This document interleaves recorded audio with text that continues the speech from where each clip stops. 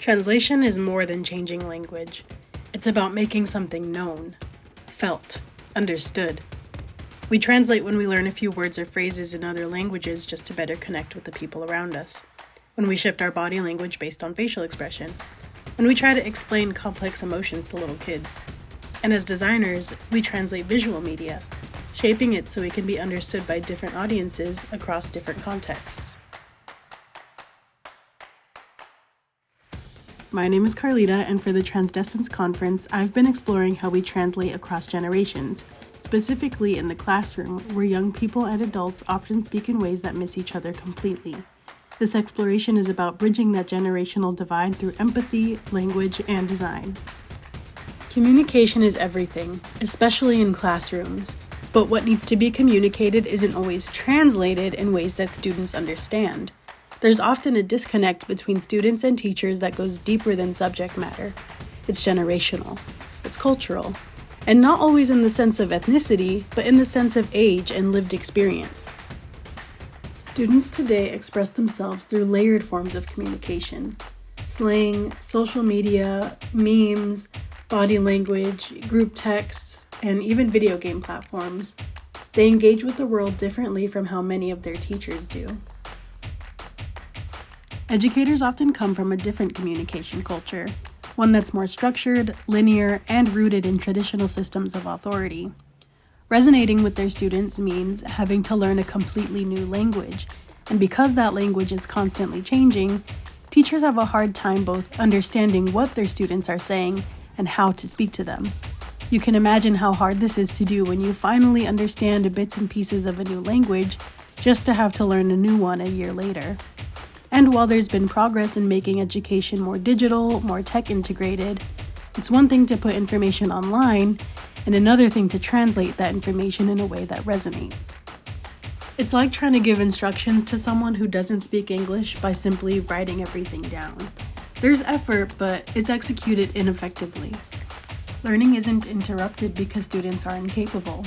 It's interrupted because they're not being spoken to. I noticed this while watching my younger siblings struggle through their school experiences.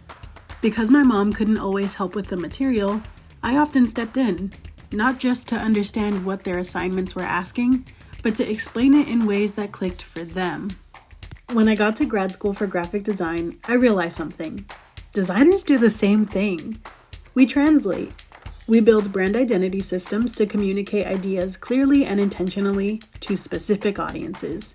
And the difference is, we don't stop at presentation. We do research. We understand who we're speaking to. We design for understanding. So I started asking, what would it look like if we brought that same process into the classroom? What if designers were part of the instructional design process, not to simplify content, but to honor it? To translate through visuals, language, and intentional systems that meet students where they are. I started looking for and gathering examples of design acting as a translator for educational material, places where the tone, visuals, and structure of communication are intentionally shaped in ways that students can follow, and not surprisingly, they were not in the classroom.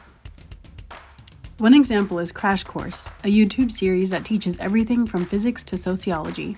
It's fast-paced, visually layered, and rooted in a tone that's both smart and accessible. It doesn't simplify the content, it just respects how students actually take in information. In high school, my own teachers would play Crash Course videos because they knew it was engaging, intentionally designed, and easier to understand than the text-heavy books and worksheets they would have had prepared. Crash Course gave us all the information we needed and delivered it in a way that matched how our brains worked. And it helped our teachers. They didn't have to design a whole system or learn Adobe Suite just to make the content make sense. Another example is ASAP Science, which turns complex scientific topics into approachable, hand-illustrated videos. The tone is casual but precise, and the visuals are stripped down in a way that make abstract concepts feel human and relatable. Their consistent brand motifs make their content accessible, easily recognizable, and above all, memorable. One study on drug education among teens actually revealed that negative outcomes of drug education are linked to a failure in engaging students in realistic experiences. They were more likely to stay away from substances after being properly educated, citing ASAP Science as one of the few places they feel they actually learn from. What makes both of these platforms effective isn't just the visuals, it's that they're audience aware. They're built on the idea that students don't need watered down content. They need content that resonates.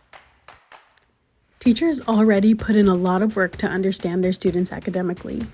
They make sure to know what classes they've taken before so they can adjust their teaching styles. They observe classroom dynamics and learn student social cues to connect with them emotionally. They monitor behavioral patterns and constantly experiment to see what will work when enhancing their classroom management tactics. But what we don't see as often is an adjustment to the visual design of classroom materials. It's no fault of the teachers, as they often do everything in their power to make sure their students learn as much as they can. In fact, this falls on the fact that schools are trying to meet district expectations and standards, often creating memory-based learning material so that students can pass standardized tests and move on. But what if designers could make the material both easy to memorize and resonant? I got to take a look at my freshman cousin's schoolwork, and I was shocked to see that nothing has changed since I was in high school. I asked her if this was working for her and if she felt connected to any of the material.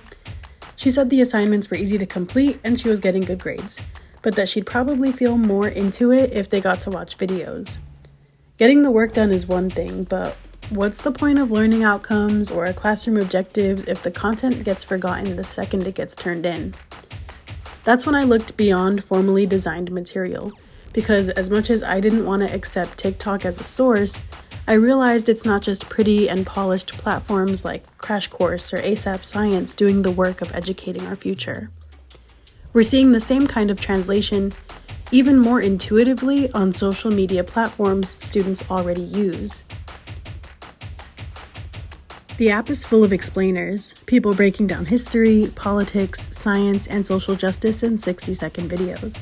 Creators like Kine, Hank Green, and Nikita of Bimbo University help younger audiences understand everything from calculus and biology to socio-political theory, gender studies, and financial literacy. These are not traditional educators, but they understand something really important: how to speak in the rhythm of their audience. They use on-screen text, stitched commentary, trending audio, humor, and empathy.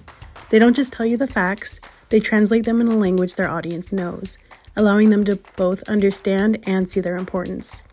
The best of them don't just go viral, they teach.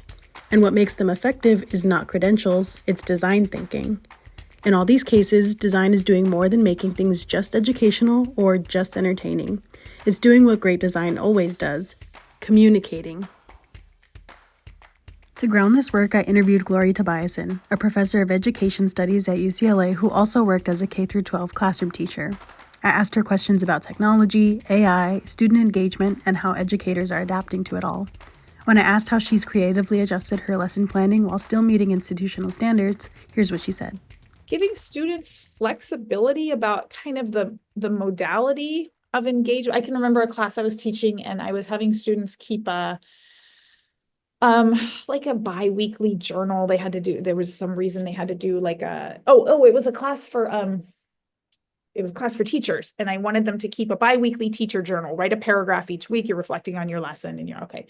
And a student approached me and said, look, it's kind of overwhelming for me to do that, and it takes time. Could I video record my bi-weekly journal? I was like, yeah, great, totally cool, whatever. Still gets the point. You're still reflecting twice a week. You're still doing the process that I need you to do, the learning that I need you to do. So just being flexible about the modalities.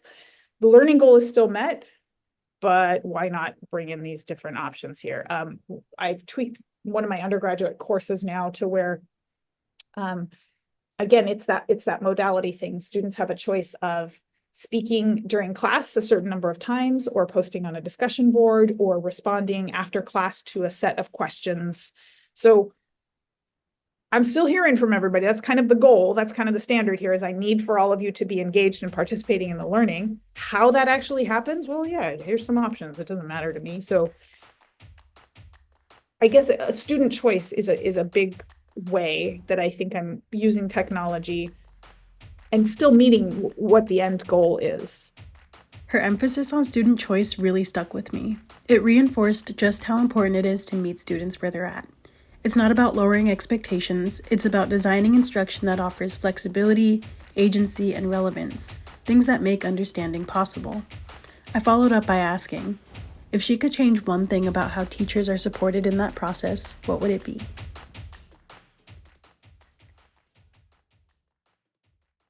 I think it would be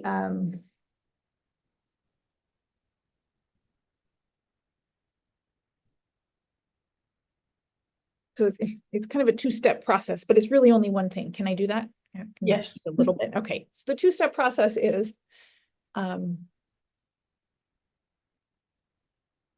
recognizing the complexity of what teaching is. It is not going into a classroom and going 2 + 2 is 4, da, da, da, da, da. There's social work, there's relationship building. It can be deeply intellectually challenging work. How do I design this instruction? It's technological work, it's organizational work, it's all of these things. So understanding all of that complexity that teaching is, and then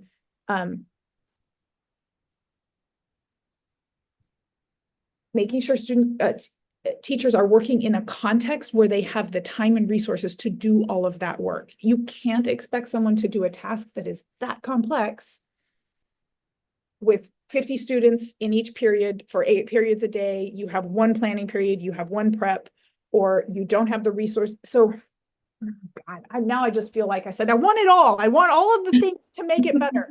Understanding the complexity of teachers' work, I guess, and then making sure that the demands of their job don't mean that they have no space to do that creative work. They have no space to do that heart work. There's a part of teaching that is just such care work and such emotional work. And recognizing that that's not like some nice add-on at the end. Well, if there's time for the relationship building piece or helping students feel a sense of belonging, then that's great. But like, it's an option. No, we need teachers to have the space to focus on that and to kind of prioritize that as very much as they're prioritizing sequences of gene expression or calculus or whatever it is. I found it so important that her answer wasn't about money or shorter hours, though those things do matter. It was about understanding what goes into teaching, what's demanded, what's invisible. That kind of acknowledgement opens the door to collaboration, which led me to my final question. Would involving designers in instructional design actually help? She offered a few thoughtful pros and cons. Okay, so benefits, flipping huge, because with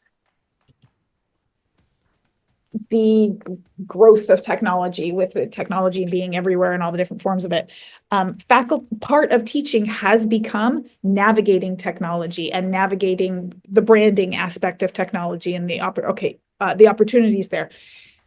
Many teachers are not experts in that. They didn't come up in a generation where that was part of what they were doing, and now all of a sudden that is part of what they're. So to be able to tap in an expert and be like, "Yo, can you help me with this stuff?"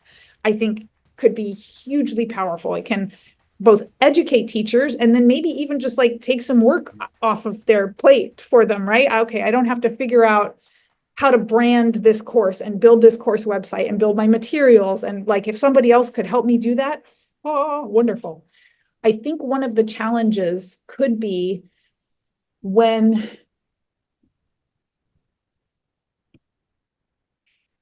because there's it's so good branding is going to be important, but it's also got to get the content right.